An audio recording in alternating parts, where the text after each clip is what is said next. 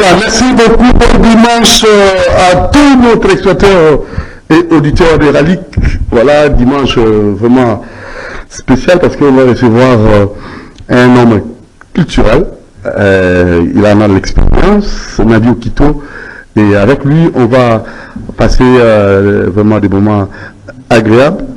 Je crois que vous allez beaucoup apprécier l'homme. Nadio Kito, c'est notre invité spécial qu'on va recevoir aujourd'hui. Voilà, Nadio Kito, bon dimanche, bonjour. Bonjour, bonjour, Nabalande Nabisomnioso, bonjour, Nabatonioso, Balingabiso, Tolobi, feu de Nouvel An. Merci beaucoup. Alors, comme d'habitude, tu rappelleras bien, toujours la prière, c'est des cadres appropriés pour une prière sans dérangement, sans nuance sonore. C'est sur l'avenue Suisse 42 bis à Lupin avec Monsieur Bienvenu Antiman Ansel, qui est le responsable de ces beaux cadres. Alors, confié, il a réservé ça pour vous, hommes de Dieu, vous qui avez ces désirs-là de prier dans de très bonnes conditions, en lieu place d'aller dans des forêts, et surtout aussi vous éloigner inutilement, mais lui vous rapproche de la réalité, une prière qui est vraiment très, très bien assurée, et surtout les conditions environnementales qui sont vraiment respectées. Alors, c'est l'avenue Suisse 42 bis à Lupin. Allez-y, faites vos réservations au numéro affiché au bas du petit écran. Vous pouvez appeler Madame Charlotte, qui est la gérante, pour vos prières, vos récollections, pourquoi pas vos séminaires, vos temps forts, et vous allez bénéficier de ces cadres. Il y a la restauration, il y a tout. Il y a aussi comme ça une bibliothèque pour que vous puissiez bénéficier des chambres aussi bien aménagées. Merci à vous, monsieur, à votre épouse adorée, et vos enfants Naomi et Keren Antimbana. Alors nous pensons que ce dimanche vous sera vraiment agréable, et je n'oublierai pas aussi Madame Bénédicte Matomina, qui est expert en vente à ligne. Donc vous pouvez la contacter pour avoir n'importe quel article, parce qu'elle est vraiment expérimentée. Madame Bénédicte Matomina, bien les bonnes choses à vous, bon dimanche à vous. Alors je n'oublie pas aussi, côté de Brazzaville, monsieur Florent Chiba, son excellence, bien les bonnes choses à vous. Et je n'oublie pas Madzou et Moran Zambé, tous les staffs de monsieur Florent Chiba de Brazzaville. Et tenez à saluer aussi monsieur Kouba et Trésor Mbemba.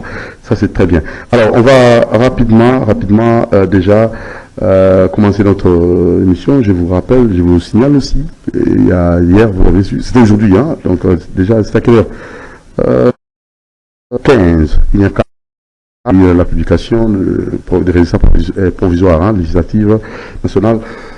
Coup de support aux élus, et pourquoi pas aussi à tous ceux qui sont réélus, hein, donc les réélus aussi, nous vous souhaitons un mandat agréable et surtout répondre aux aspirations de la population, parce que Bazo Conté Nabino travailler pour l'intérêt de la nation de façon générale.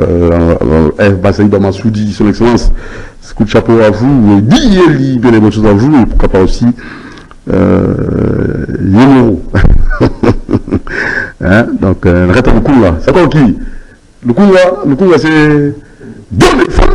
Bien les bonnes choses à vous, et je ne peux pas citer tous les élus, donc je n'oublierai pas aussi Raphaël Bouka, voilà aussi qui d'autre, ils sont nombreux. Et Alexis là, maître Alexis là, coup de chapeau à vous, voilà, et voilà, donc nous vous encourageons, et vous allez vraiment bénéficier d'un soutien de la population. Pour ça, la plaisir, pour que ça pousse la population là-bas. La loi a beaucoup voté dans le Parlement, ça c'est très bien. Donc coup de chapeau dans MLC, coup de chapeau dans APA, donc courage. Et surtout pas au PPCité, c'est pas grave, prochainement, 5 ans après, c'est pas la fin du monde. Alors, Nadio Kito, le Bolanda qui pose l'actualité, hein, on ne peut pas s'en passer avant de continuer nos émissions d'habitude. Oui. Publication, résultats provisoires. Félicitations aux élus. Nous disons encore une fois félicitations aux élus du peuple. Que cette fois-ci, l'idée, l'esprit de l'attitude de mon développement et l'Ongwana Mitunabino mais cette fois-ci, développement ezala comme rêve et esprit de tout le temps, tant besoin en parlement. Merci. Tu as acclamé bino ne côté, mais tu beteri bino pe maboko ne côté, mais souci na biso ezali que tout le monde a esprit à ti développement longo na mituna bino. Merci. Voilà, tout le monde, parce qu'il y a tout cela, dans la culture, et on a l'option de l'autre dans les penza historiques. Il y a rumba, hein? C'est d'abord la rumba. À part la rumba, tout le monde il y a en tant que président, aux appels mon chef coutumier, hein? Donc le président en a passé. Oui, oui. Et ce qui est important aussi sur le plan coutume, est-ce que coutume est donc sur le plan culturel, et tout le temps de parce qu'on a tout le temps ensemble. Ensemble avec vous, mais l'autre fois, on a besoin, il y a Matsuno Betakiwana sur l'origine, il y a Bisso Batou, le Bantou, et donc la musique qui après tout la première à sapologie, ouais, qui est là, na collection sur noir sur blanc, sapologie et multiplier Wapi, Sap, Brazzaville, Kinshasa, on aura à faire des comparaisons, vous allez amener comme ça de près vers la pluie pour que tu sois vraiment non sur la malam. Merci, Bisso émission de la mingi source de l'histoire d'Afrique. Mingi awato bando lobe la source. Parce que l'histoire mingi Afrique, les posteurs de l'histoire, qui sont, ça veut dire l'Occident, dévier qui, falsifier qui histoire na biso Afrique. Na ibeli, même l'histoire de la Bible, ils ont falsifié ces bandits spirituels. Alors, tu rejoins un peu l'origine de l'homme bantou, pour peut-être Batoubaïba, mais Boza la surprise parce que quand les envoyés de Dieu parlent, et comme on est kake na mato yabato, et fait de compte, quand ça s'accomplit, ne bato bandima. Tant on a le bagawa, quand on a planté, que Jésus n'était pas blanc. Baoba le bakanzo, Yesu azai mindele, baibaganzo tonaye, bande konaye mindele. Lelo, est-ce qu'il peut prendre encore le micro pour parler le même discours? Et comme ils sont. Donc, Jésus n'était pas blanc, Marie azaki moindo, Joseph moindo, Jésus moindo. Pas imindelete. Parce qu'il y a des histoires où gréco-romain, mais c'est constaté avec d'autres trois frères à lui. Boyibi ba historien ba yebi, kola ba docteur Ndaiwej, ba yebi magambo bien. Ndaiwel, oui. Ayebi magambo bien. Mais tozongi la bino muke, to bakisa, pina osenga émission na Didier Nguna, professeur Ndaiwel, ba corriger histoire, erreur de la science. Mais erreur de la science, oui. Quelles sont comme ça les erreurs où la question noir sur blanc pour éclairer un peu l'opinion. Oui, toujours pour éclairer un autre yawa pour oloba. Erreur ezaki belé et ezebelépé. Va falsifier qui histoire de l'Afrique, imposteur de l'Europe, de l'Occident en général, je peux dire. Bayaki en Afrique pour baïbaï que tozaki bana légitime de l'éternel Dieu créateur du monde. Avant tout, la kanisi pour enregistrer ba émission. Avant tout, il en veut seulement la nature. Et après la nature, dans cette force de la nature, où sorti, parce que la nature indique bien en haut sous Saint-Esprit. Alors, force de la nature, c'est premier être vivant qu'on appelle Dieu le Père. Alobi et botate, batonga, bakela été. et bimisa par la force du Saint-Esprit à nature, de bimisa premier être vivant qu'on appelle Dieu le Père, pour commander le Saint-Esprit pour que Essa la Makambo est belé. Voilà force à nature Tinango et bimisa qui entre premier être vivant. Et Dieu le Père, ça c'est avant tout. Auparavant, maintenant, Dieu le Père vivait seul dans Genèse. Dieu le Père vivait seul avec le Saint-Esprit qui mouvait au-dessus des eaux. Ça c'est dans Genèse. Dieu le Père vivait seul avec le Saint-Esprit qui mouvait au-dessus des eaux avant la création. Et après avoir vécu millénaires et millénaires des années, Dieu le Père crée le premier ange et deuxième être vivant, donc premier être vivant à côté de lui, qui s'appelle la parole. Et c'est la parole qui est Jésus-Christ. Ils ont vécu encore millénaires des années, et Dieu le Père de sa souveraineté, même Jésus-Christ a kotaka na souveraineté à Jésus, à Nzambete, na bayo ba kofondaka Nzambe na Jésus-Christ. Écoute-moi bien aujourd'hui. Si on a cet esprit, il y a Nzambe où ils ont conduit, si on a serviteur de Dieu, où ils ont conduit dans cet esprit vrai. Dieu le Père a vécu avec la parole millénaires des années. Il a pris décision de créer le royaume céleste dans sa souveraineté. Il y a un Dieu souverain. La souveraineté n'a pas Jésus-Christ à Kotakate. Bon, nous tiens bien. Pour où tout ça, ça les erreurs. Il y a enseignement aux zones missionnaires, ça veut dire mercenaires spirituels de l'Occident. Des posteurs qui étaient jaloux de vraies histoires. Il y a Nzambe. Et eux, descendants du mal, du serpent, voulaient effacer l'histoire. Il y a vrai pour la faveur de Nabango. Alors, Dieu le Père de sa souveraineté, il a pris décision de créer le royaume céleste. Il a créé le royaume céleste. Avant de le créer, il a fait la conception, premièrement, des âmes, des anges qui vont être dans le royaume céleste.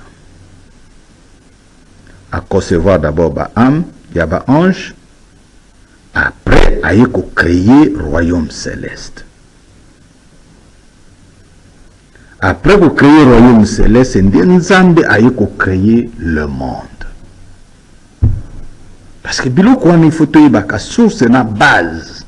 Si tu veux bien que tu aies même dans la prière, tu as au moins la prière, au prier, et ça a effet, puis ça a effet, réponse directe, spontanée.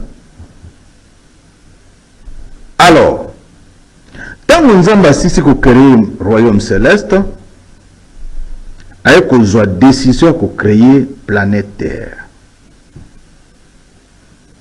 Et nous avons créé la planète Ebélé, et jusqu'à présent, même science, et kokina comment na niveau ya découvrir la planète mususu onzamba kela nanto découvrir amote eze belé à usakanate mais to yebika ka planète Terre na moi ba planète mususu to yebi pas Mars et ainsi de suite. Mais c'est encore plus encore to yebité parce que pour mon intelligence en Zambie pour kokango na ebité sokozana pour comprendre même ngoza okobela taliboma d'où nzamba ekokela mokili a créé le monde,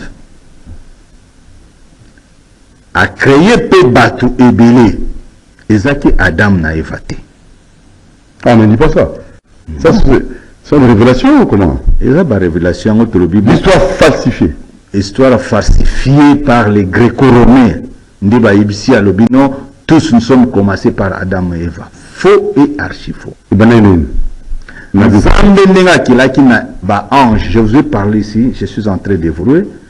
À ça qui d'abord a créé qui conception, il y a ba âme, il y a ba ange. Ndé a créé le royaume céleste. Il n'y a pas ange céleste. il y a les noirs, il y a les peaux rouges, il y a le blanc.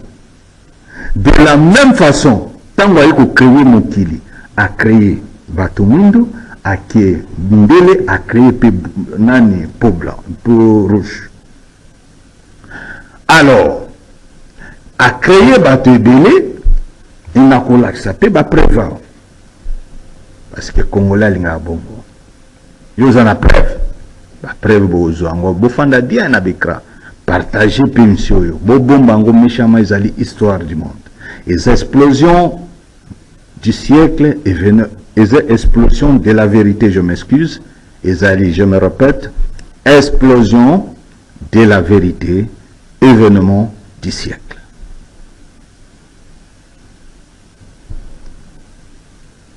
Nzambe pe tango ayiko créer mokili a créé barance ebele.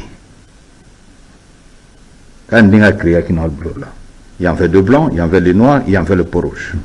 Awa a créé la même chose. Les noirs qui étaient, ils étaient les aînés dans mokili awa a créé pe comme dengue pe Jésus-Christ na lula zaki mundu a bopa na pe mundu a zonga pe mundu. Jalousie, baboma Jésus, pas seulement parce qu'il était fils de Dieu, mais il était noir.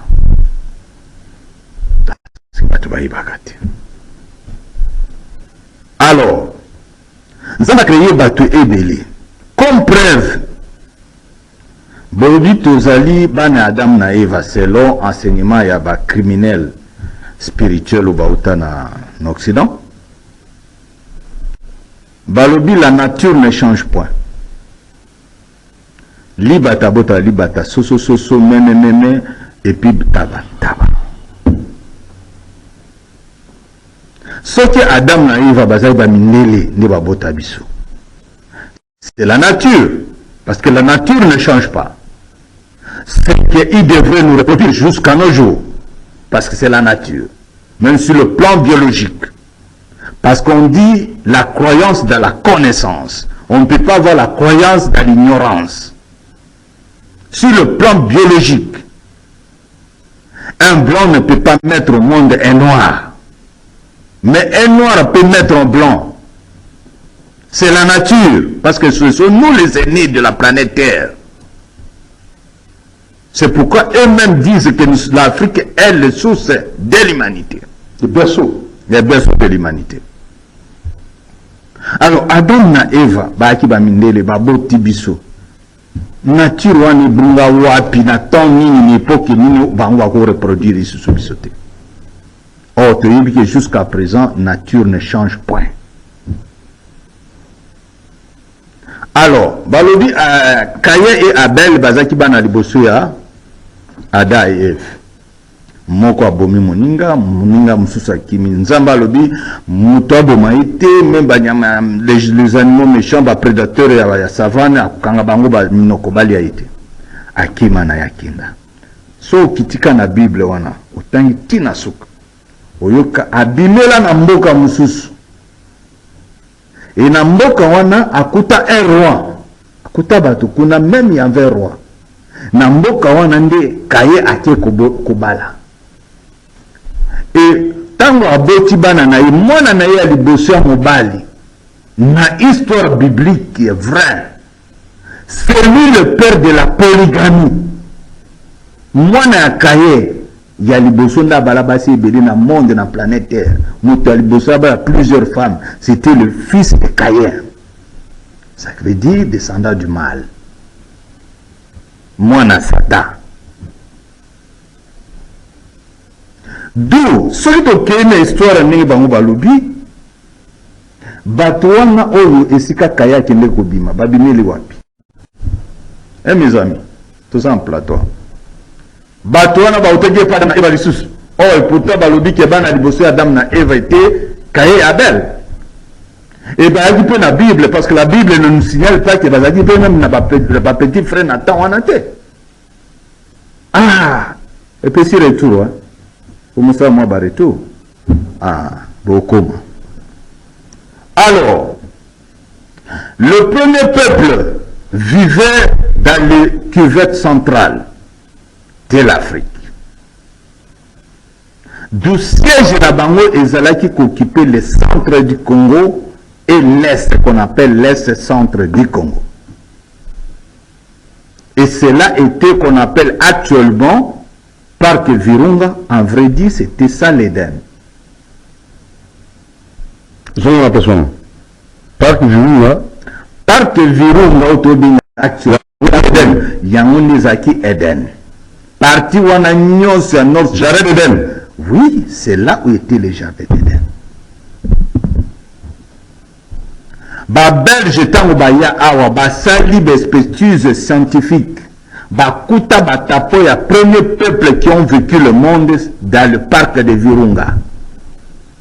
Mais il ne peut pas vous dire, vous les Africains, ça. Pourquoi Bango Bayebi, ils ont noté, ils ont ça. Pourquoi cacher cette vérité selon vous? Dans la recherche de Sabaki? Nabi, nous avons inspiré. Dans cette recherche, c'était maintenant inspiré ensemble. Donc, et puis, vous avez quoi? Dans ma caméra, Kakaboué. Naboyi Bokroa. Nalingiti, Nalobite Bokroa. C'est la recherche. Ok, évolue. Tant on a eu ça, makamuna lobaka, tant bon mona ekomo ya. Boni di mapeke non, bino ba journaliste surtout yo zakananga, oyebisa ke nabi okito alobaka makapwana. N'époque wana que Jésus n'est pas blanc. L'élo ba vérité Poutine a l'actif photo à Jésus et jusqu'à présent moi je vous le dis, Dieu m'a dit que non, ce n'est pas la vraie photo de Jésus-Christ. Oh Poutine a pris attaqué. L'élo ba komi kondima que non, Jésus n'était pas blanc. Alors majorité na bango ba comme na système wana mais biso tant tolobi tolobaki a mutakipé biso parce que toba batu mwindu mais là qui si ça na bon ça ba makanchinote koba fil l'idée na yo. Alors Eden yango nde tobenga actuellement parc de Virunga et c'était là le dernier règne.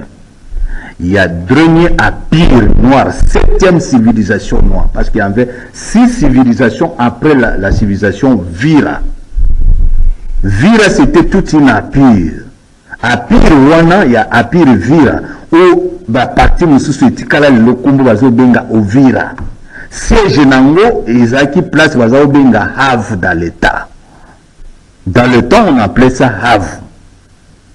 Et là, dans cet endroit qu'on appelait Havre dans le temps, était le temple de Salomon qui était noir comme nous, qui n'a jamais vécu l'Israël, qui n'a jamais arrivé en Israël, et bâti la généalogie biblique de l'Israël. C'est quoi faire la généalogie? Il n'a jamais vécu l'Israël. Bible d'Afrique. Bible, il a même constaté, il va écouter une généalogie pour nous effacer, ben posteur, ou va faire cette histoire. Et comme preuve, il y a des astrologues dans notre pays parce que biso toujours n'a pas preuve, na solution, na piste de solution. Nalobi bien émission Lilo Ezali explosion de la vérité événement du siècle. Enregistrez ça. C'est Nadio Kito qu'il faut le dire. Beaucoup vérifier. Tango ba mote comme la bango na Vatican. Pour Vatican kozikaka. Tant on va vivre Babylone Kwana, bah kobimisa ba vérité. Mais ne pas oublier que Nabio qui t'en veut parler de ça. Toujours prévenir Bino, parce que c'est le Congo qui va prendre la relève après les États-Unis, la chute de l'États-Unis. Tant on a dislocation des États-Unis, bah étant fédéré, bah comme Kosenga, bah la État à part. Débile. Il y a pouvoir, il y a RDC Kobanda wana, mais toko bengama RDC-T. Toko bengama RTC. La République théocratique du Congo. Mais si toko demeurer na kombe ya démocratie, toko pamba mate, toko ndima kozala ba esclave ya bato mosusu. Et ba mindele nyoso, ba nélotique nyoso, apiri hima. Baïko appliqué à Pire Hima, la planification à Pire Wana, parce qu'en voulant prendre position du Congo avant que les Congolais basent à la éveiller de ce que je vous dis aujourd'hui. Ce Congolais dit que Jardin d'Éden, Ezali, le nord-sud Kivu, parti Maniema jusqu'au dans le Kasaï. Mais habitez, et vous pensez vraiment à Somo? Oui, Somo, oui, mais la vérité. Somo, mais c'est et c'est copé, mais la vérité est que tu t'en vas vivre Makambo. eza bongo, c'est pourquoi moni plan de la Pirihima ou bozomona M23 comme moi ba branche ya Pirihima, c'est pour prendre position du Congo. Mais ndeko na biso papa na biso na Brazzaville ADN, papa Sassou ADN, toza ba Congolais ADN. Malgré les problèmes de omoni ba moi musulman moko les réseaux sociaux actuellement, entre le Congo Brazza, beau garder fleuve, des choses comme ça. Pas le bafani à football. Les ambias à la maison. Il Koloba, Toza Libotamoko. En bref, c'est ce qu'il voulait dire. Et puis, Bango, Baomona Keno, Neti de l'eau. Sous ce token, on a sous la musique, pour tous les ans, on a aussi côté spirituel, tout côté côté wana. Tout ce qu'on a côté wana. Bon, Bandekuba Bolingo, sur le plan spirituel, Nzamba akeli mokili, akeli na baras. Akelaka Adam na Eva kaka te. Akela baranse belé ninga akilaka ba ange alola de toute race. Il y a des races, il y a ba ange alola ba mindu lokola ngana yo, nde ba ange aliboso. Ange aliboso pembeni ya Nzambe Nzamba akela ye. C'est la parole qui s'appelle Jésus-Christ d'Akansi Bolande Kinga bien. Après baras msusu baleki babotami l'ennemi yango babinga kaye yaya na un collection 1:15 et comment mi boy Corinthiens tout collection 1:15 oui. Et le boy il est l'image de Dieu invisible, ce n'est pas lui mais l'image de quelqu'un, donc représentant les délégués. Il est l'image de Dieu invisible, le premier né de toute création. Jésus-Christ est dans la création. Mais Dieu le Père n'est pas créé. Faites attention. Vos prières désormais, orientez prière naïe balam. Bandaka, Dieu le Père. Toi qui as aimé le monde, tu nous as envoyé votre Fils unique pour nous délivrer des péchés d'Éden. Dieu de nos ancêtres, parce que lui-même a dit ça. Et vous orientez votre prière, vous êtes dans les bons. Mais quand vous faites une prière en ignorant Dieu le Père, son existence, et au lobika Jésus qui est tout, vous êtes dans les faussetés. Par chrétien, boyo kanga malam, boto landa malam, eza ba révélation, ezali événement du siècle. Nzamba keli mukili na bara sebele na pesi bino exemple que Kaye akende obima na mboka mususu bato wana bautaki epai ya Adam na Eva te. Comme preuve bibliquement le kutana bango est mis contredire na Bible. La Bible ne se contredise pas mais contredit liboso yango. Na kanisi voilà. Oui, parce que dans mon dimension de pays, l'histoire falsifiée Afrique. Pourquoi vous avez la position de ça, moi, ordre de l'histoire na biso? Ordre histoire na biso mais d'abord source spirituelle et culturelle na biso. Parce que ce qui est source c'était tokobando sala kaka mabaku initi. Yango na ibisa ki la fois personne monsieur likai ke no très tambola kana rai. Ce tambo na rai te botiango na makadami osaka ba accident. Do makambo nzambi zaka ya nzambi. Toko changer makambo nzambi te. Nzamba za théocrate. Nzamba za démocrate te. Akutikala pe kozala te. Atabo sali ndenge nini. Dieu est théocrate dans ses principes. Mais la démocratie vient du monde du ténèbre. Voilà. La politique vient du monde du ténèbre. Voilà. Alors, tout rapidement, dans l'histoire de la musique, parce qu'on a fait qui pour le côté spirituel, mais là, toujours dans l'histoire de la musique. Bon, côté spirituel, on a kokata moke, na avato kota na musique, na okatango, na ochite. Oui. Bon, tango bato bakilami, mokile bandi, bato babotami. Alors, Kivette centrale où vivait le premier peuple. Et les derniers apéreurs, il y a Kivette et le royaume Vira. Dans le Kivette central, c'était Salomon, qui avait un nom africain falsifié. Voire même Moutou Hotep, selon les prononciations européennes, mais les prononciations africaines, c'est Moutou Otepa, communément appelé Pharaon aujourd'hui. C'est de la même façon, ils ont falsifié le vrai nom de Salomon pour les Salomon Oto Bengalelo. Salomon vivait dans un endroit capital naïzaki, un endroit basao bengango Havu sur la pire Vira qu'on appelle Vira aujourd'hui, Havu qu'on appelle Bukavu aujourd'hui. Belge, plutôt Belge, les Allemands. Bato construit sa ville. Ya Bukavu ne sont pas des Belges. C'est aussi une histoire que le peuple congolais yeba. Oh. Ah bon? Oui, non, mais en fait, de plus en plus, dans la quota, deuxième revue, mais tant que vous avez la révélation, nous sous ils ont poussé là, tout le monde a revu que. La Belge va construire le côté. La ville à Bukavu n'était pas construite par les Belges. Ils ont trouvé beaucoup de temps. Elle était construite par les Allemands. Parce que ce sont les Allemands qui devraient être le premier, devraient être les colonisateurs de la Burundi, le Rwanda et une partie du Congo qui s'appelle le, qu'est-ce que je vais dire ici, le Kivu. Alors, les Bukavu a été construite par les Allemands, les premiers occupants, les premiers colons, sont les Allemands. Bango tant bazo planifier, bazo canaliser ville, na mabele, na argile, bakyokuta plage mokoboy, avec des écritures et des dessins.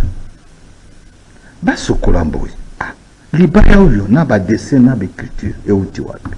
Comme les blancs sont toujours na curiosité, baza curieux, ba menyango basokoli ba menyango na Allemagne.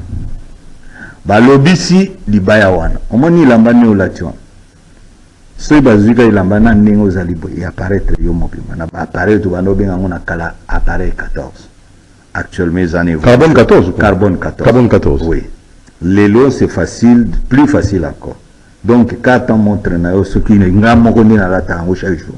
Si batinga na apparaître mobimba na date de naissance na barrière grand-père na nganyos. Kaka montre pas.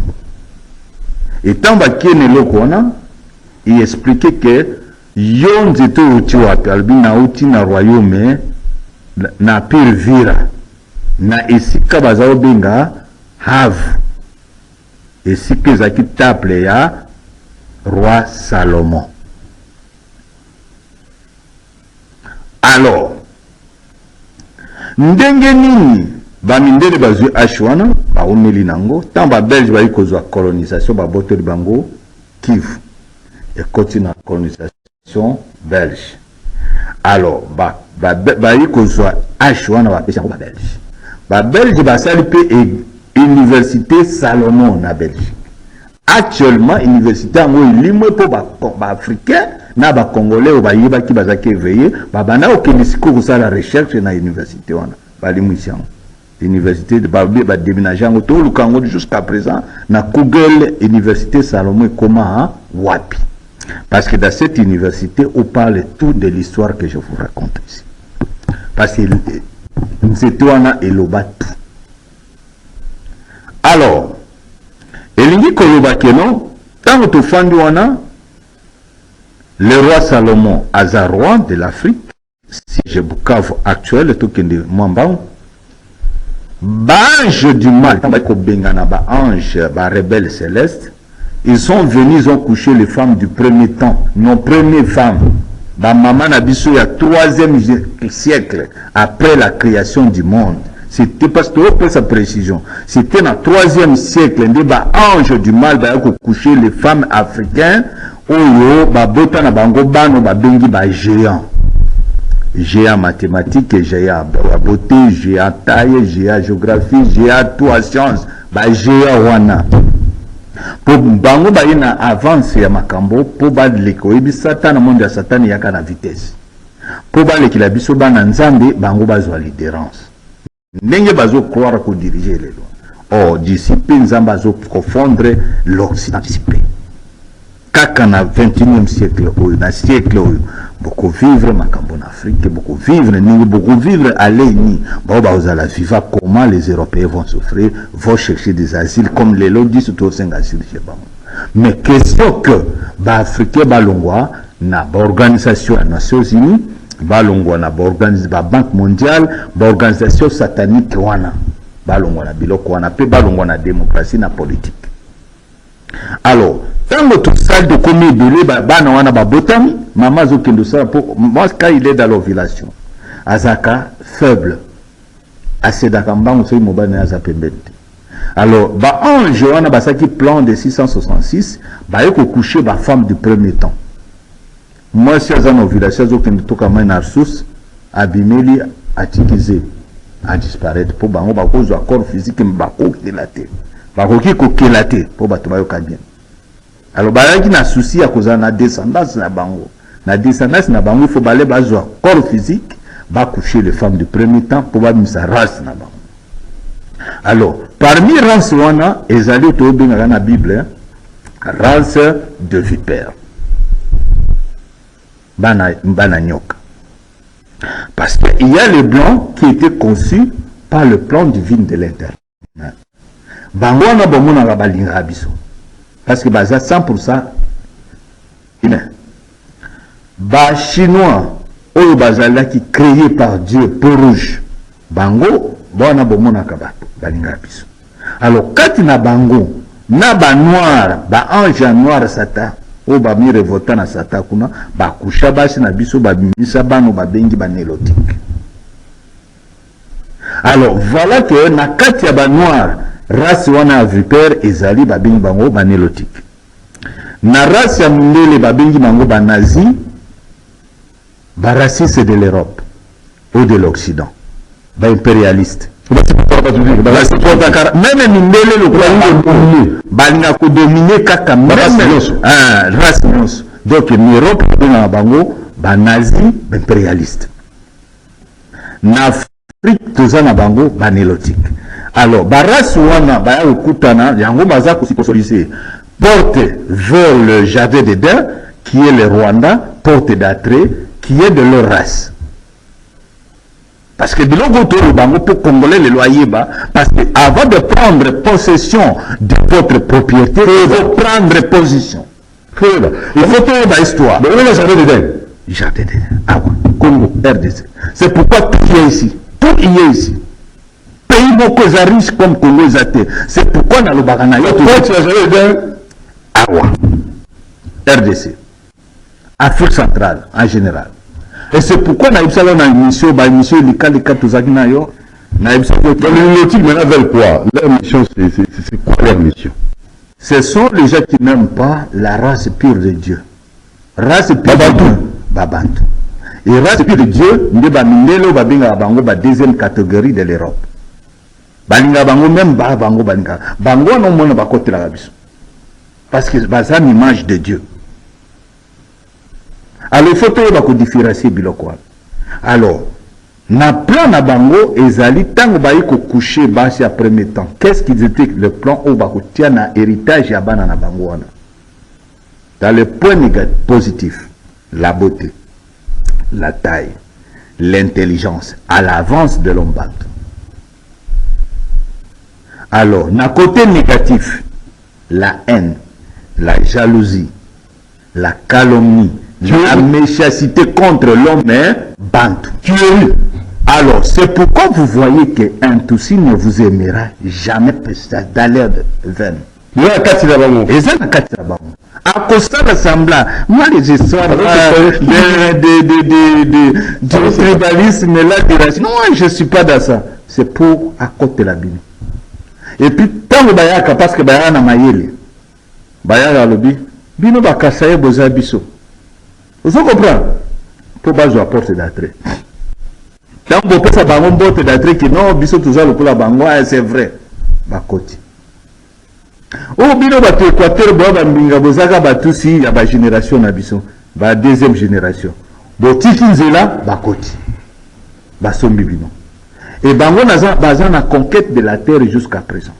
Système baboni que tango siko ba botama mebele, le roi Salomon a bengi batuna mukuse pour évoluer une histoire pour to kota makamusus. Roi Salomon a bibano ba botami ba oti wapi. Siko basi ba botaba wana na bamboka bazaki nini. Oh, ndeko. Basi ba tuta moi, monde ba tuta ba moi ponduna, moi fufuna simandako. Mwana na yona oyanga ba kokaniza teti kama sana za okendo to kama iti. Tinga pena banda okendo kata koni na ilanga te. Nde mobalo ya pesanga zema mo na mona ka tinga pena mona ka iti. Siko histoire bani na mboka na village na royo. Ti yo koma na matoi na mbali. Agitateur mogal il faut que nous yipsa roi. Aki ko yipsa roi Salomon. Teli kamo pesa na mboka na biso bano oyo ba TikTok toka ko ba ilima oyo ba uti wapi. Nde roi lobi tel jour ba tunyo so ba kende zamba te. Bilanga te nini te tolingi to yeba bana oyo bilima oyo ba uti wapi. Ba yeba mama ba bengi ba mama nyoso bazaki na bana wana ba tie bango liboso. Loba mwana oyo zwaki wapi. Ba beti di solomé na otoloba. Nazao kende ilanga na bando kende buka koni na bando kende suka mai ni na mona papa mwana tirelo na mona même histoire po ba ibe esprit balata nzoto. Alors na kati ya bana wana nde ba caractéristique na wuto tangela bino wana ba tiana onde ba ozala. Po bango bazangi na force ya ko créer te mais ba cause corps physique. Ouais, facilement montage au vif. Voilà.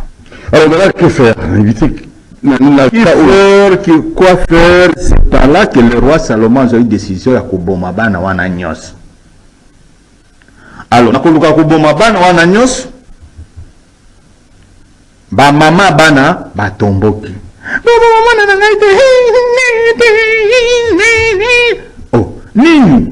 Ba papa mi bana bango pe ba koteli bango. O botika ye, botika bana wana. Salomon alo bana bango. Omoni bana oyo. Bakoya konyokola bana na bi. Nzambe nazoka esprit ya bakoko ezolo bana ngao. Ke bana obotiki lobi koza danger ya bana bi. Na 3e siècle, tamba komi mo ebele. Mama botai, mwana nga ilanga mwa mai parce que caractère wana négativité. Ilanga mai, nga mwana na yo moninga na yo tukokani. Abando développer un. Yana ya benga ebe leki nanga yo moninga leki no. Alors bango ba komo kabana komo bala na ndimba kokani. E bandi wana tamba koma imo ebele ba botani ba ekozongela premier génocide. Ya monde sur planète Terre et Salema na 3e siècle après la création du monde. Yango ba mususu ba benga encore la 3 selon les historiens. Et na temps wana nde premier génocide de Salema na mokilité. Souci na bango ezali ya ko exterminer l'homme partout nyos. Parce que histoire on azo benga ngo ba enregistrer ngo ezali ya docteur Dawich a enregistrer loko. Bino be historien bo enregistrer makambo. Tant bo sa recherche boye ba ke mutuya a révéler la. Donc c'est une révélation selon vous oui. L'histoire biso d'Afrique est falsifiée. Donc on recadrer. Oui. Alors bana wana babotami balibasi sabiso ba africain Afrique centrale la guerre ya premier génocide du monde au isama en Afrique centrale. Alors nako kima guerre wana nde ebele bakotaka forêt équatoriale po bango race na bango ebanda koka forêt te. Aba mususu et les bantous, les semi-bantous et les pygmées ba auto bengi ba peuple ba toi désormais bakota na forêt équatoriale. Une partie ko ba kimi vers le nord. Une autre partie bakini vers le sud. Alors tant bakini le nord, bakio kutakuna mer rouge, océan Atlantique Indien. Moi qui m'a juste exaté. De bakio créé dernière civilisation noire ou babengi la civilisation égyptienne. Il y a un monique to kataki batu to bani na histoire égypte, mais ezaki de dernière civilisation, ezaka première civilisation du monde, mais dernière civilisation noire bantou jusqu'à nos jours. Peut-être à partir de là, tu continues mon musus, tu connais dans le domaine musus.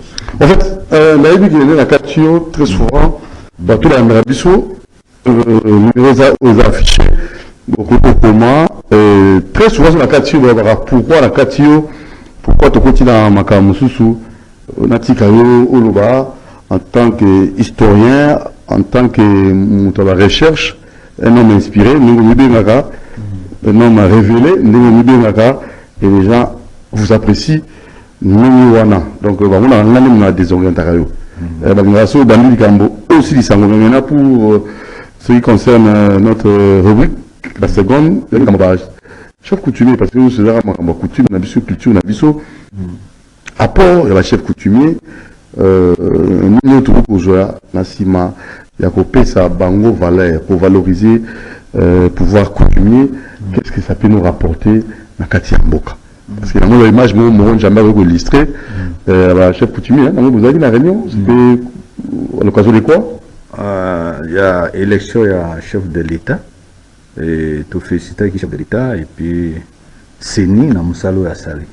Et c'est là on était ensemble. La NATC officielle agréée par Cour constitutionnelle. Cette occasion aussi n'a profité pour remercier le président de la République, Yakoloba, à reconnaître un ATC officiel, à recommander Bissot et pas Augustin Kabouya Yamba. Bissot a remercié Bissot pour Bissot Tulongola qui n'a Kanzaka, chef coutumier, tout ça, il a une campagne à chef de l'État. Tout ce risque pour tout le monde sauver Mboka. Alors, tout ce pays là, il commis par chef de l'État que ayamba un ATC officiel, ba groupe style wana ya ba imposteur, mais chef de l'État a prononcé bien que le secrétaire général ayamba un ATC officiel agréé par la Cour constitutionnelle. Pour tous les cas, la justice, tous les cas, la parquet, tous les cas partout, Cour de cassation, tout la Cour constitutionnelle, besoin de gagnant. Alors, ces dirigeants, bango baza ko percevoir un bongo, tout avantage union sur le chef coutumier, individu. Il y a deux individus, surtout, au bazo percevoir un bongo, qui n'ont même pas l'origine du Congo, sont des infiltrés.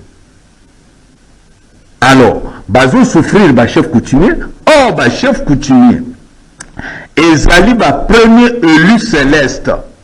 Bangonde ba élu céleste onzambe apesa mabeli que ATT territoire binonde bato bokubanda ko développer la terre pour développer mabeli.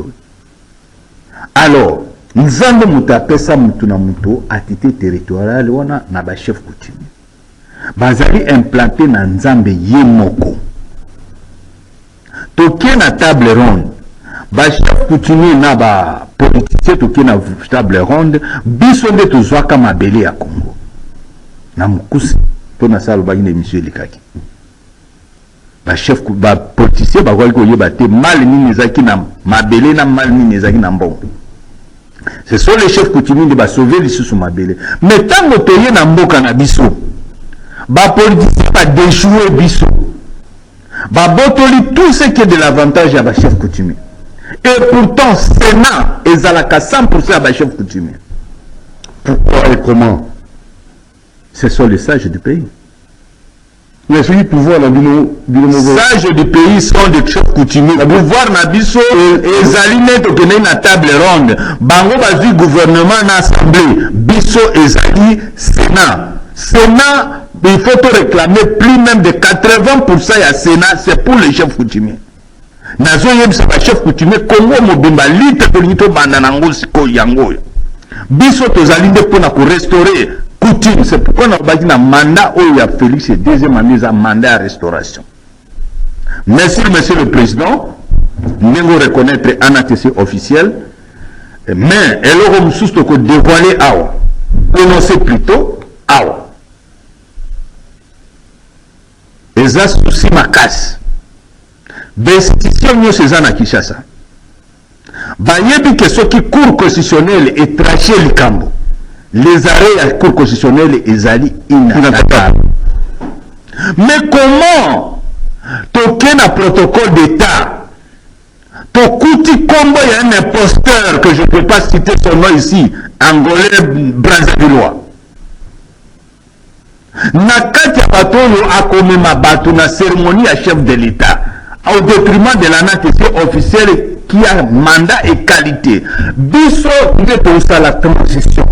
La transition na biso pour ça na règlement d'ordre intérieur na statut na biso disposition mon côté et le bas que non bakoki kosala au conseil des autorités traditionnelles du Congo ezate parce que nanto amandé to changer statut na biso te siko ba au conseil wana uti wapi des imposteurs. Voilà ndenge coutume na biso to komi na protocole d'état bazo bimisela biso photo ya moto moko boye ndenge nazwa ba invitation na biso autrement un individu ye nazwaka mbongo ya ba chef coutumier nyonso ya Congo mobile na poche na ye un individu s'il vous plaît et banani ba accompagner ka ba individu mibalo parce que ce sont des prédateurs les plus dangereux que les sida na cadre ba chef coutumier. Alors c'est quoi les dangers? Chef coutumier, vous avez unité, et ceux qui vous allez diviser, danger d'aller. Chef coutumier a divisé. Celui qui soumet le désordre des chefs coutumiers, c'est le ministère de l'Intérieur. Celui qui est à la base. Il y a désordre des chefs coutumiers pour profiter de chef coutumier. Chef coutumier est au Canada. Il y a une cérémonie. Il y a un groupe, il y a un chef coutumier. Il y a pour preuve, mais il y a pas vrai, toi faux. Il y a pas vrai. Si quoi chef coutumier mususu bomo na na kisa c'est belé c'est quoi? Kaka bato na le bao, ben filtré wana, les deux wana. Sauf que pas na bangoza na village, mutaza na village portatif. To kenda biso moko ti na village moko alobaka et pas na biso. To ke kuna ko goti village chef coutumier mususu. Chef wana, yo yebi motote awe pa na ngai za famille na ngate. A qui a changé à comme dans le village de tout, avec la respective, le bateau pour les autres, qui n'est pas le bagage originaire. Tokenda. Tokomi kuna a changé village, kuna bawanganie, na mujabaka, et pas ma foulangenge, a komi moté à tapa. Tokomi na tapa, tokuti chef coutumier à tapa. Boyebi famille, azana famille na yo, te aza chef esprit. Kuna babenga ka chef sori. Tatonya toyebite kuna nde bato opesa biso d'origine na ite aza angolais papa na ya yawa toyemona ye angolais boye na boye mama na ibana belwasi. Alors maintenant j'habite alors bango wana baza na kati ya piri hima basomba bango bato na biso babantu o basomba imix na groupe ya gouvernement y compris bato ya présidence. Bon, moi je dirais ceci, au lieu de ça, l'accusation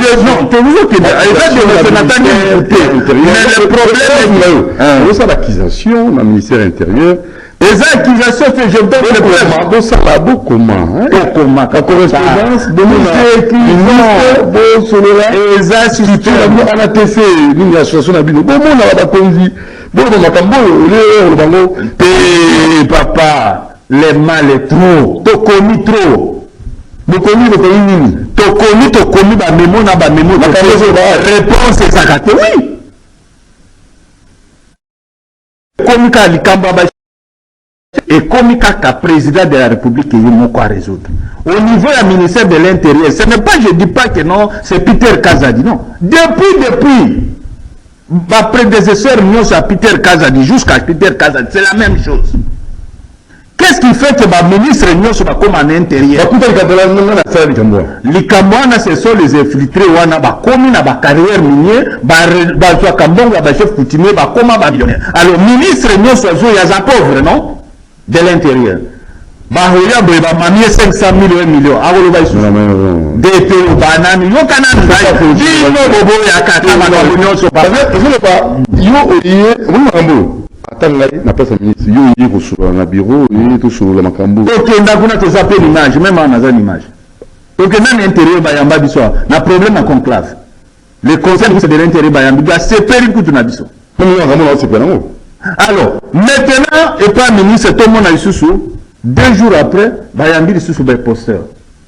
Alors, le posteur, on a créé le 4e dialogue des chefs coutumiers. Au forum des chefs coutumiers, au détriment à conclave, il y a des chefs coutumiers, au chef de l'État, à Persi, à Valnaïk et Salim. Souci et Salim a problème avec les chefs coutumiers. Oui. Notre désordre, tout ça, a désordre, mais désordre des alliés orchestrés dans le ministère de l'Intérieur. On peut se passer au Bébissan maintenant. toujours la structure de la journaliste. Si vous avez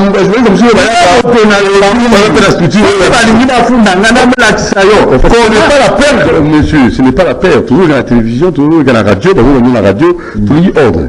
Dans ce sens, vous avez des ordres. C'est comme la Kala, parce que c'est pas musicien. Parce que là, on se dit, il y a une association là-bas. D'où le téléméla, on a imposé, on a été pour demander. Bazan a pris le gouvernement, te bondi trop. Bon, pour en faire sa preuve, le ministère de l'Intérieur Ngazako a fait des ordres de la chef coutumier. Il y a Bandakala. Bandakala, et ça, il est loté. Narobi Bandakala. Depuis 2003 jusqu'à nos jours, des désordres et banina affaires coutumières. Kolongo là, vrai chef coutumier, côté ba faux. Ah, ça, ici là comme Gamboa. Alors, faux, on a besoin de ancien dirigeant. Tout ça, on a déjà remise et reprise. Pour bisoto faire la transition. Pour Balexaka, mandat na bango, et les cas 2 ans et demi, ils ont organisé l'Assemblée générale. L'Assemblée générale de crise, et ils ont voté tout qui s'est de Wilbert. Où il y a le président, il y a un attestation officiel agréé par la Cour constitutionnelle. To bandi na bakamboyo au niveau il y a assemblée provinciale. Ba pesi kingo raison. To ke na tribunal de la Gombe. Ba pesi kingo raison.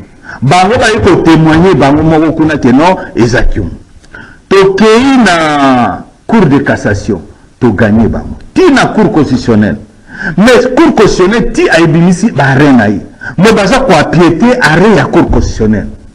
Et toujours comprendre Cour constitutionnelle et le yango to comme il peut Cour constitutionnelle que non arrêt ou pesa biso ya lokuta pe après. Comment yo landela ka makambo te que bato bazo piété autorité na yo. Bare na yo. Aucune ba bani musala to bani musala. To bana musala to travailler na ba moyen propre na biso.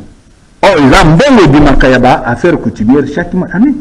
Budget wana ekendeki wa parce que comme il pas na bisote. Nous on fonctionne avec nos moyens propres. Et alors, on peut saluer campagne à Salana. Biso de saluer campagne chef de l'État. Mais bah on bazwa kambonga l'État, bah salinini, bazwa ko travailler c'est contre les chefs de l'État.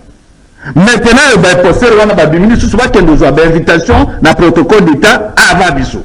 Donc, quand on a petit bateau, l'accession de voter à un certain imposteur. Quand on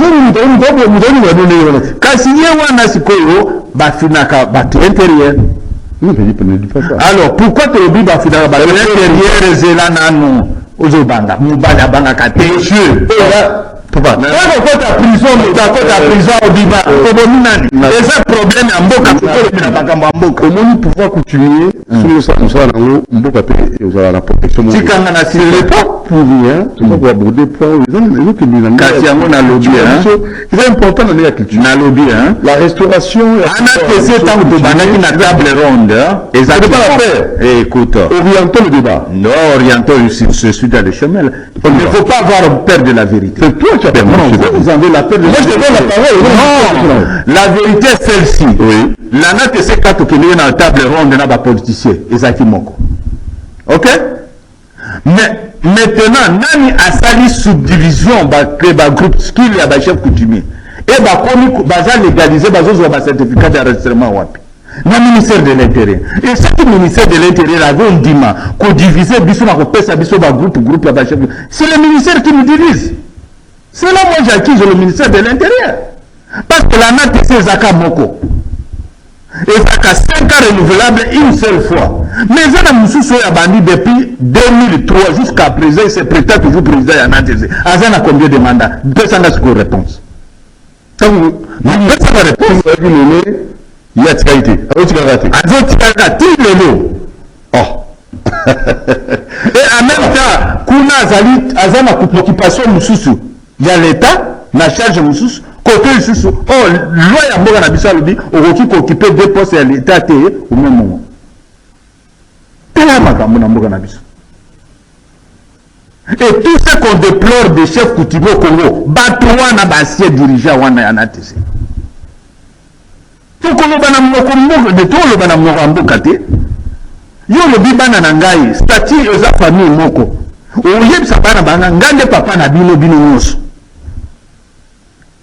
mais un nom comme quoi il a divisé oh moi on a papa abinote mais yo papa il dit que non bana nangai nana na faute donc c'est là où nous disons que non au niveau du ministère de l'Intérieur va revoir problème ya ko annuler d'abord ba certificat d'enregistrement nyonso ba pesi ba groupe où ils ont mis biso na disons avec quel danger?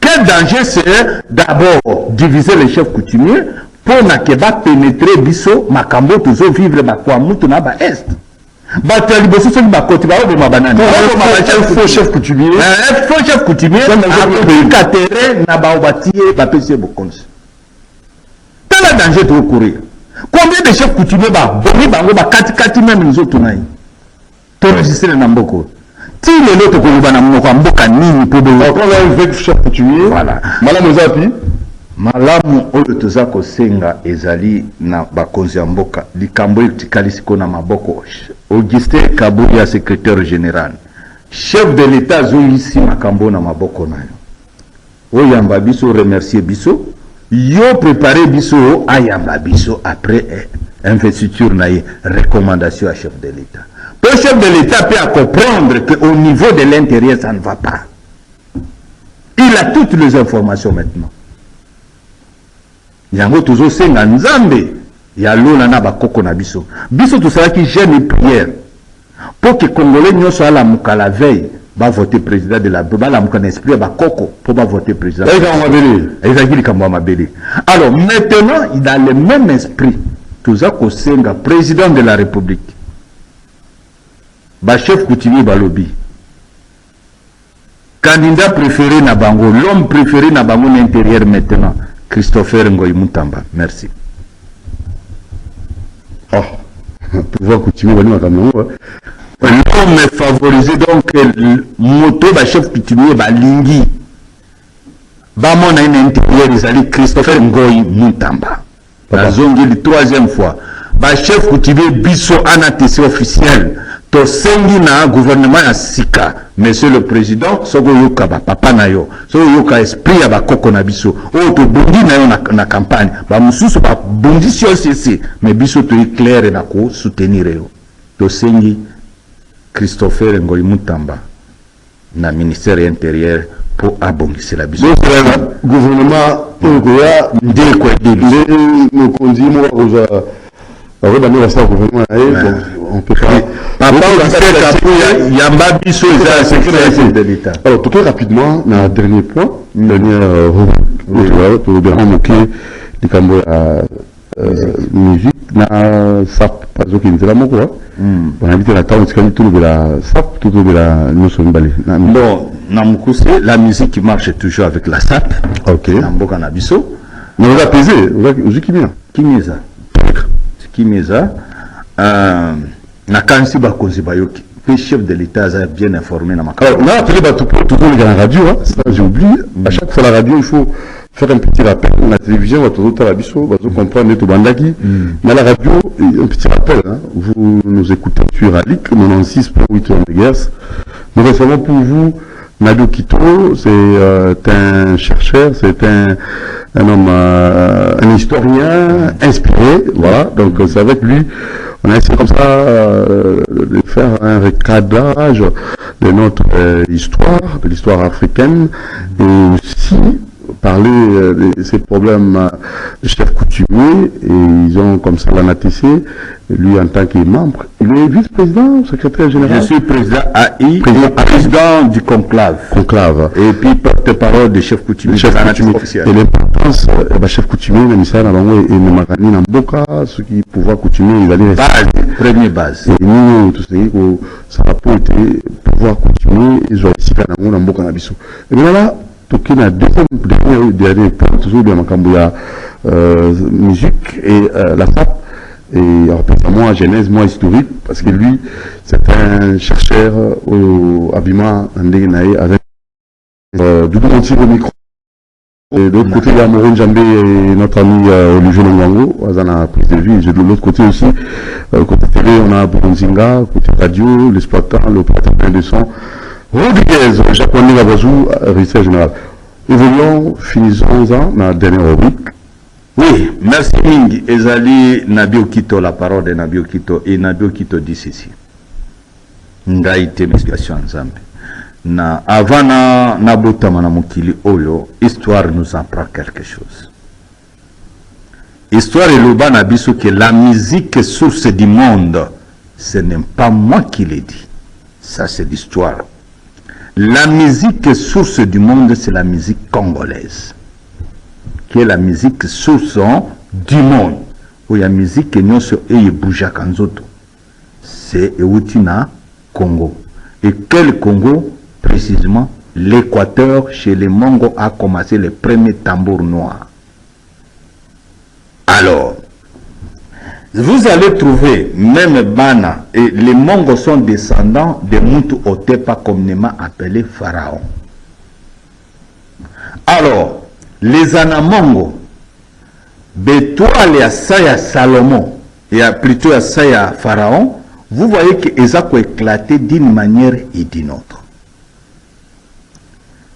Vous allez trouver dans les enfants de Mongo, sont descendus de l'Égypte dans le trône. Parce que Mongo était le fils de roi de l'Égypte, qu'on appelle Muntu Otepa.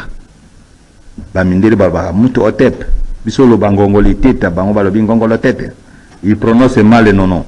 Alors, les Anamongo sont descendants du trône de l'Égypte.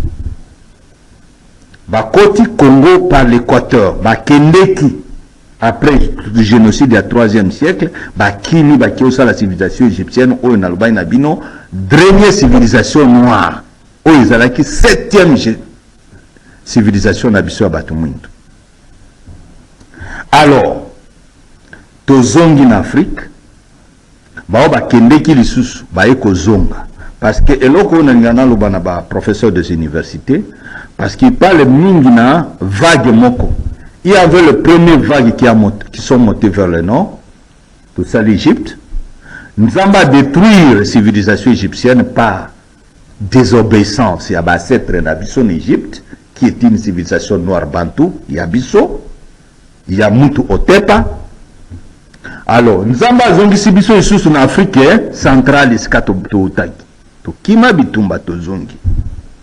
C'est pourquoi nous, Noirs, tout banda occupé toutes les terres de l'Israël. Les premiers occupants à terre de l'Israël, l'Égypte, c'était les Noirs. Je vous ai dit dans l'émission précédente que non, en 1922, il y avait une femme Katike de Katike qui a dit ceci. Je suis noire, la plus belle femme du monde, en 1922. Et en 1922, les prédominants race majoritaire de l'Israël étaient encore les Noirs. Or, Abraham a été choisi. Et vous regardez dans la Bible, Abraham a sali 4e génération, 40e génération de la Bible. Tango biso to désobéir en Égypte, ba papa na biso, pour nous tout le temps, moto zalanin. Mabe tout ça là, ils allaient désobéissance. Yango lelo toujours vivre sacrifice. Yango na oyebisa bino nzamba atinde biso lisusu mwana ko yebisa bino que Kimbango n'a pas accompli sa mission parce que babomie asisaki mission na ye. Ni atinde bino mwana mususu ko yebisa bino que non bozongi la principe ya Nzambe. Et na principe ya Nzambe wana yisto sale la Nzambe. Tozonga na ba principe na ye nde Nzamba élevé biso tozongela. Alors moi no ba adoptaka Abraham après destruction égyptienne, voyez bien quoi adopter. Et ça allait du cœur, comme moi nous bota makila note hein. Biso ne bano Nzamba kila na conception céleste makila na. Mais désobéissance na biso en Égypte. Parce que tant que comment en Égypte, tu ne peux pas adorer Nzambe. Parce que tu veux vivre le génocide en Afrique centrale au 3e siècle. Il y a un autre qui en Égypte est au bandit et d'oraterie. Kindoki, sorcellerie, magie et bandit en Égypte. Plat d'aviation, plat autocar, télévision, premier tissu a été conçu en Égypte. Dans une civilisation noire bantou, pas arabe, pas nilotique. Ça, c'est la parole de Nabi Okito. Alors, la musique a fait une quête, Bon, c'est très nécessaire pour avoir pour musique, ils ont la musique, mais oyo, ils ont bilo ils aussi ma musicien biso africain. Alors, tozonga en Afrique, à partir d'Afrique, awa, tozongi le mabele na biso, bisonde bakolo Africa. Mbonde bandi awa. La musique que nous apprend, l'histoire de la musique du monde nous apprend que la musique, source de la musique du monde, c'est la musique congolaise. Ce n'est pas moi qui l'ai dit, et ça n'a pas documentaire, histoire. Du point de vue sapologie, parce qu'il faut que la musique qui est quitté bandi et sali de la musique traditionnelle nabiso, c'est na zonga qui mukela makambo Israël pour na monde là sabino l'étoile de Pharaon comme il a éclaté, il continue d'éclater en Afrique. Oui. C'est les enfants mongo. Le moto est azobimani klaya makas na bana mongo nyonso ezali à Kuchumembele qui s'appelle actuellement non sobriquet à Tetela qu'on appelle le Kemafumbo aujourd'hui. Alors les Kuchumembele makila naye ta esclavagisme ngongolité qui était le chef de l'esclavagisme na ochite wana totokota na musique mukise na zokata. Alors yé qui était le chef de l'esclavagisme Naïsabino la fois passée comme Ningi Bamindele Bakotaka depuis avant tout 1009, 1010 déjà Bango Bazo Kota Est déjà comme visiter Est. Avant que les visiteurs n'aient Kota côté à Ouest. Alors, Ngongolité était le chef de l'esclavagisme en Afrique centrale. Alors, bateau bazaki ba soldat Ngongolité pour ba arabe ba formaki pour na arrêter ba esclaves. Bango na bazaki ko accompagner ba caravane de l'esclavagisme. Alors na caravane moko banda le kawa na Congo central. Avant revoir à Congo Kinshasa. Place moko so au Congo central a ne baba na le kana ba esclave vers Pointe-Noire. Alors côté est à partir à Kabimba, Fizi, Kabimba, Mboko, Salmabila, Kasongo. C'est là il passait avec des esclaves comme na Kabimba, port ya Kabimba, ba koti ba boîte wana ali ba katisi Tanzanie.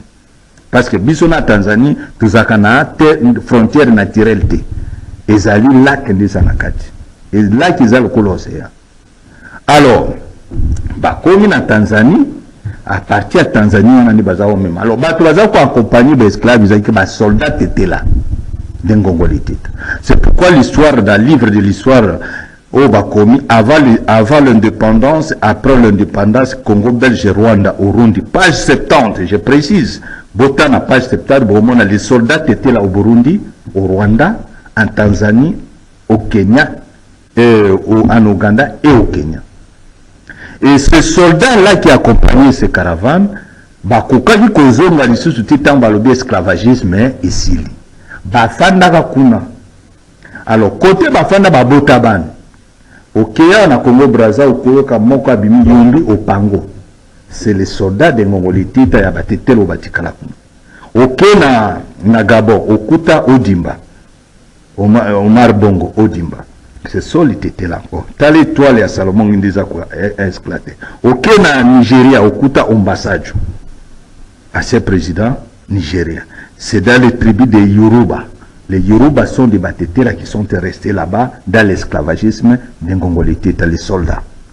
Ok, côté à Kenya, au Kuta Munyazaki, président na Tanzanie après Nyerere. Premier président.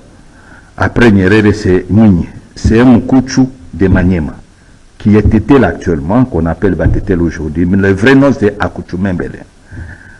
Na Kenya, okuta dans le nord de Kenya ndiba tikalaka ibele okuta kuna Raulinga Odinga Omolo, le vrai nom était là. Ça même Omolo ça veut dire Mobali es Elengia Mobali de Omolo a été là. Obama a qui éclaté tous les États-Unis, ça vient du Congo RDC ba 56 bomona akumolo banalingala ba Tyson ba komolo balingala ba émission na ba TikTok. Vous avez vu naza nango même les lois nazwa kilobi. Ça veut dire ba originaire ba bango ba komo ça ba test ADN ba ola ça ba origine sika ba koko na bango ba utaka. Lelo c'est facile. D'où nazongeli ba histoire wana poto koma na Congo. Zo ba leader o ba sali danser na musique ya Congolo. C'est ça le Mongo encore. Papa Wemba Mongo. Evoyoko Joker, Mongo. Dajou, Mongo. Gims, Mongo. Ovi Fali, Mongo. Et même la danse Pasola, au bango bakomo lo basola lelo, ya ba Brazzavillois. Et Zali danse à Fali et Poupa. Regardez les pas de danse de Fali et Poupa. Quand il était encore dans le quartier latin, vous allez retrouver les pas de Pasola aujourd'hui que les Brazzavillois va perfectionner bango lo bakeza ya bango. C'est pourquoi vous voyez dans Pasola, c'est Fali qui danse mieux que eux parce qu'ils ont danse d'origine. Donc les Brazzaville ne peut rien nous dire s'il a problème de musique. D'où, même dans le nombre, les Congolais qui cherchent tous à plus de 30 millions de Congolais à l'extérieur du pays. Et si quand se fallait remettre la musique congolaise pour ça les locaux, Azan a plus de seulement les Congolais de l'extérieur, les populaires. Au Bango Namboka, Bazan moins de 7 millions. Il faut comprendre la différence. Nous, Namboka, tous allés plus de 120 millions. Vous comprenez la puissance là, tu ne peux pas les comparer. Mais le Congo Brazzaville n'a pas tout ça comme tout moko. Mais tu regrettes qu'un comportement y a bande qu'on a biso en Gambo Brazzaville précisément sa façon de maltraiter kabiso na Congo Brazza. Oh bango so bafanda ipa na biso maltraiter bango. Malgré la difficulté tous anango, ils sont à l'est, ils sont à Kinshasa. T'as la même à Kambazo baba teli biso na frontière entre Bandundu na Congo Brazza, ba Rwanda na frontière wana est créé quoi mutu. Yango na oloba na papa na biso ADN. Toi makila moko. Ba toi na longola biso na frontière entre biso na bango. Papa ADN. Bitumba oyo ezali ya baba